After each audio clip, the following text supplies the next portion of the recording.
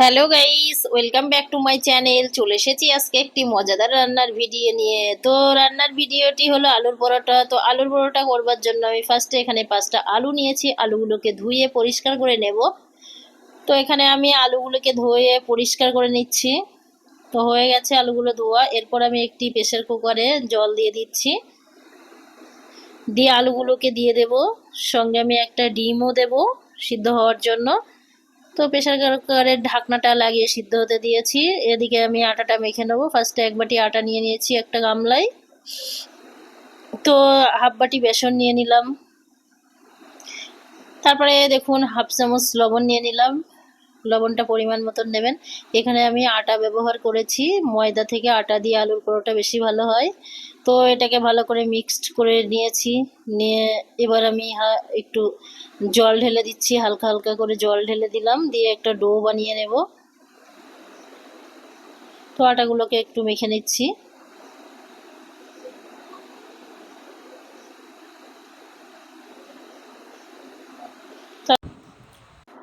তো এখানে আমি মোটামুটিভাবে আটা মেখে নিয়েছি, এখনো ডো তৈরি হয়নি পুরোপুরি।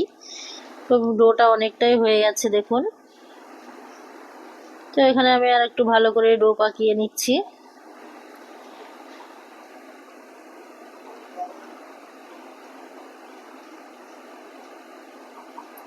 দেখুন এখানে ডোটা হয়ে গেছে। এবার আমি একটু ঘি মাখিয়ে রেখে দেব। ডোয়ের উপরে একটু ঘি মাখিয়ে দিলাম 1 চামচের মতো।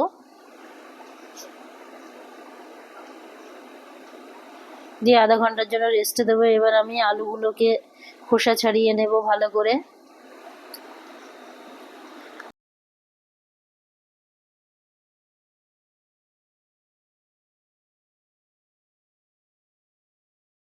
তারপর একটা গ্রেটারের সাহায্যে আমি আলুগুলো গ্রেট করে নেব। আলুগুলো গ্রেট করে নেবো এই জন্য যে আলু গোটা গোটা যাতে না থাকে। গোটা থাকলে পরোটা খেতে ভালো লাগবে না। তারপরে আমি আলুগুলো গ্রেট করা হয়ে গেছে। এখানে একটা ডিম নিয়েছি, আমি ডিমটাও গ্রেট করে নিচ্ছি। ডিমটা অপশনাল, আপনারা দিতেও পারেন নাও দিতে পারেন।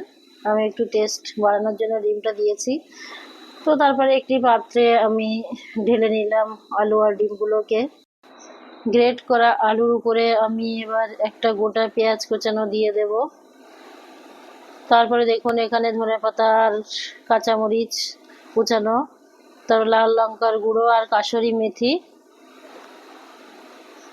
তারপরে হাফ চামচ লবণ, চামচ ঘি দিয়ে দিলাম। তারপর জিরে গুঁড়ো দিয়ে দেব। জিরে গুঁড়ো দিয়ে দিলাম হাফ চামচের মতো। দিয়ে এটাকে আমি ভালো করে মেখে নেব। তো ভালো করে মেখে নিচ্ছি। ভালো করে মাখা হয়ে গেছে। এরপর আমি আটাগুলো লেচি কেটে নেব।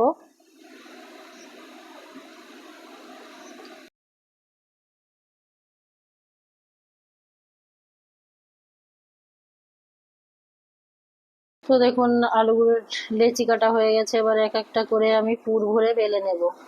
তো এখানে আমি আটাটা একটু ভালো করে মেখে পিঠে বানানোর মতো, ভাপা পিঠে বানানোর মতো আমি একটু পুরি তৈরি করে নেব।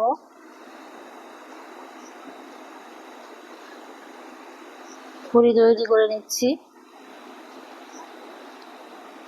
তারপর দেখুন এখানে আমি 1 চামচ করে আলুর পুর ভরে দিচ্ছি। দিয়ে এটা মুখটা আমি ভালো করে আটকে দেব। দিয়ে আমি একটু আটা দিয়ে বেলে নেব। দিয়ে একটু আমি আটা দিয়ে বেলে নিচ্ছি এটা।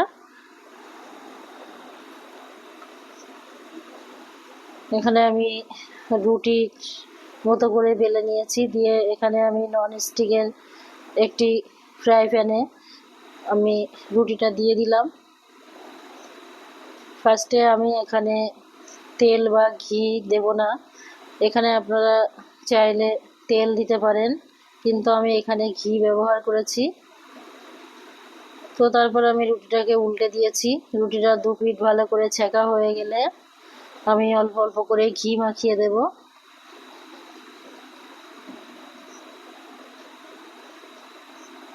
তো দেখুন এখানে আমি একটু ঘি দিয়ে দিয়েছি। দিয়ে মাখিয়ে দিচ্ছি, তারপর আবার উল্টে দিলাম।